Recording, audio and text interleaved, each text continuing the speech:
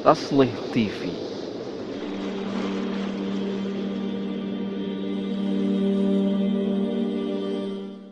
Kalau di dalam mazhab Syafi'iyah rahimahumullah tabaraka wa ta'ala,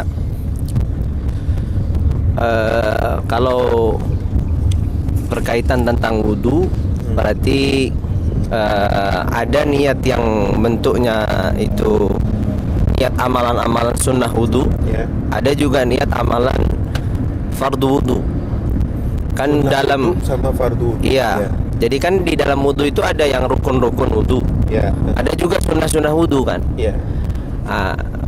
Normalnya orang kalau dia wudunya sempurna kan memulainya pasti tidak langsung ke wajah. Sedangkan kan kalau kita belajar rukun pertama wudu adalah kan membasuh wajah. Tapi kan normalnya orang memulainya mesti dari cuci tangan. Nah gitu, ngambil air. Sebenarnya sah saja dari mulai awal itu seorang meniatkan, kalau dalam mazhab Syafi'iyah kan niatnya harus terdiri dari 3 rukun ya sa'ili an furudhin niyyah al-qasdu wa ta'yin wal faradiyah. Jadi dia meniatkan jadi nawaitu fardal wudu ya, setidaknya dalam hatinya, yang haruskan dalam hatinya. Jadi meniatkan fardu wudu.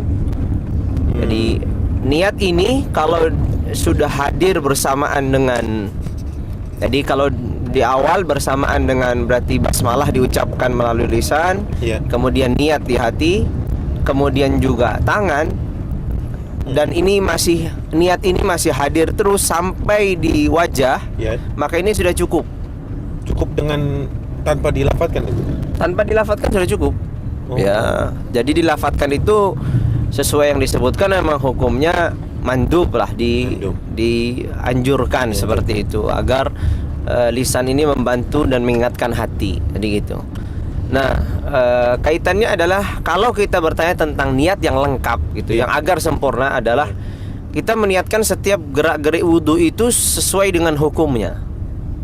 Nah, itu yang memang capaian yang agak susah bagi seseorang, yang dibutuhkan tingkat fokus lebih tinggi. Tapi itu paling sempurna. Iya, paling sempurna tentunya. Dan itu memang ibadah harusnya kan begitu. Jadi ibadah itu bukan hanya aktivitas yang tanpa menghadirkan hati ya.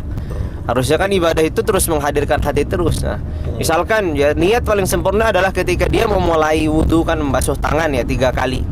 Itu dia meniatkan membasuh tangan ini adalah sunnah wudu. Kemudian nanti berkumur, niat lagi ini sunnah wudu. Kemudian ketika istinsyak dan seterusnya ini sunnah wudu. Sampai nanti ketika basuhan pertama di wajah baru dia meniatkan fardu wudu. Oh gitu. Kemudian ketika basuhan yang kedua sunnah wudu, basuhan ketiga sunnah wudu. Habis itu nanti ke tangan yang pertama, itu yang kanan ini fardu wudu kan, baru basuhan pertama. Nanti yang kedua ini berat ini yang iya karena gini. Itu kan kalau sampai sedetail itu ya, Ustaz ya. Itu apakah tidak memberatkan kita sebagai bahkan ya mungkin sebagian kita yang belajar pun nggak sampai situ taunya tuh. Apalagi dengan saudara-saudara kita yang ya boleh dikatakan awam, padahal kita juga masih awam juga gitu. Itu gimana solusinya untuk itu? Jadi kalau solusinya adalah paling enak adalah dia harus menghadirkan niat wudu itu ketika membasuh wajah. Itu niat batasan wudu. Batasan awal menghadirkan niat. Jadi kalau dia misalkan ketika membasuh tangan nggak ada niat, berkumur atau madmadah ya, masukkan air dalam mulut mengeluarkannya, kemudian masukkan air dalam hidung mengeluarkannya, nggak ada niat, masih aman lah. Masih aman kan, ini belum masuk dalam kewajiban wudu. Fardu tadi ya. Fardunya kan masuk di wajah tadi. Nah, asal dia sudah niat fardu wudu di wajah, kemudian dia terlupakan niat, itu sudah aman. Sampai akhir cukup berarti. Jadi terlupakan itu dalam kondisi dia tidak mengganti niat atau mengubah niat. Yang penting dia sudah niat fardu wudu, habis itu mungkin dia kadang ngobrol kan, kadang orang gitu. Walaupun adabnya memang tidak seperti itu. Boleh berbicara, adabnya kan dia tetap fokus ke dalam wudu itu. Taslih TV.